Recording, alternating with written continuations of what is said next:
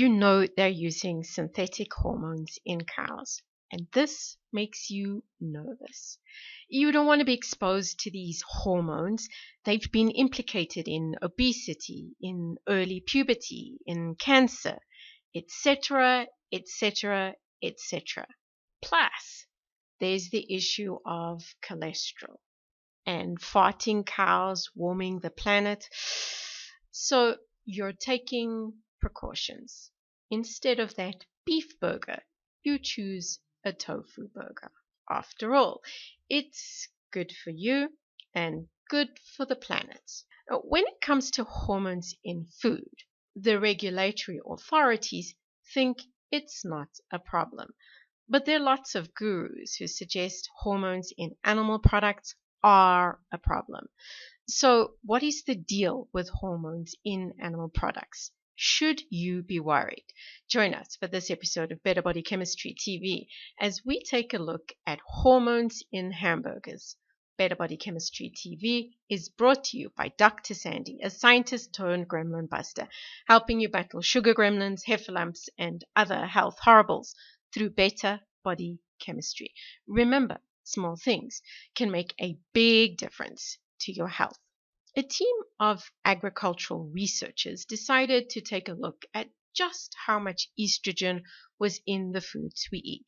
In particular, they looked in livestock that had been treated with synthetic steroids that mimic the actions of the natural hormones testosterone, 17-beta estradiol, and progesterone. Now, to do this, they went shopping at their local supermarket, and they selected a couple of items: skim milk, ground beef patties made firstly from animals that had been raised organically and then from animals that had received an anabolic steroid and estrogen implant known as the Synovex choice.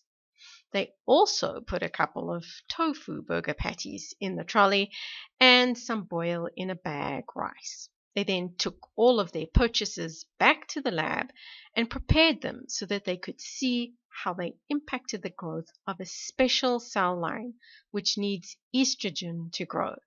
The assay is called the E-screen, and it allows researchers to calculate how much estrogen is in the sample by measuring estrogenic activity, not just how many molecules of 17-beta estradiol there are. Now, the advantage of this is that molecules that behave like an estrogen but aren't actually estrogen can be seen. The results are then reported as estradiol equivalents, or E2EQs for short.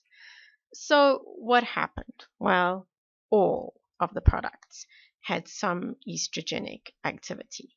In terms of the beef patties, there was a small increase in the estrogenic content of the beef patty made from animals that had received the anabolic steroid implants. Should you panic? Probably not. In the big picture of things, the difference is small, and the actual level of estrogenic activity is in the picogram range. Now, a picogram is 1,000 times smaller than a nanogram, which is 1,000 times smaller than a microgram, which is 1,000 times smaller than a milligram, which is 1,000 times smaller than a gram. And to get a gram, for example, of sugar, you would need to measure out a quarter teaspoon of sugar. As I said, it is a teeny amount. Plus, the actual amount of estrogen that survives the trip through your gut and manages to get into your circulation is going to be considerably less than what you consume. So, if you're eating a beef burger, you don't need to worry about hormones, at least. But what if you're eating a tofu burger? Remember, our team looked at a basket full of items, among them milk, tofu burgers, and rice. And I already told you, all of them had estrogenic activity. Now, to help put these findings into perspective, the team did a few calculations to determine just how much estrogen would be consumed when you eat an average serving of the items they tested. And to put these numbers in perspective, they compared these to a dose of Premarin. This is one of the hormone pills prescribed to women who opt to take HRT, or hormone replacement therapy, after a hysterectomy or menopause. Here are the results. They're being expressed in a logarithmic scale, which means the differences are much bigger than they appear. To start with, here is the estrogen containing Premarin pill. It turns out a tofu burger contains significantly more estrogenic activity, while the other foods, the ground beef burger, the serving of milk and rice, all with an approximately equal calorie count, were at least 750-fold less estrogenic. The blue line shows what experts from the World Health Organization consider to be safe. Hello. A tofu burger has 3 times more estrogen in it than a Premarin pill.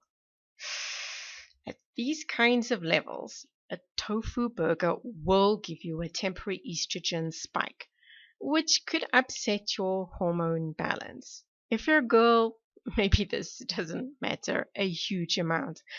But if you're not a girl, this could be a big issue in the long run. So if you want to create better body chemistry, eating that beef burger patty might not be so bad after all. Interested in discovering more ways to create better body chemistry or need a little help getting your body chemistry on track? Visit our website at www.betterbodychemistry.com, browse our library, or enroll in one of our courses or programs. The advice is simple to follow and based on real science, not hype.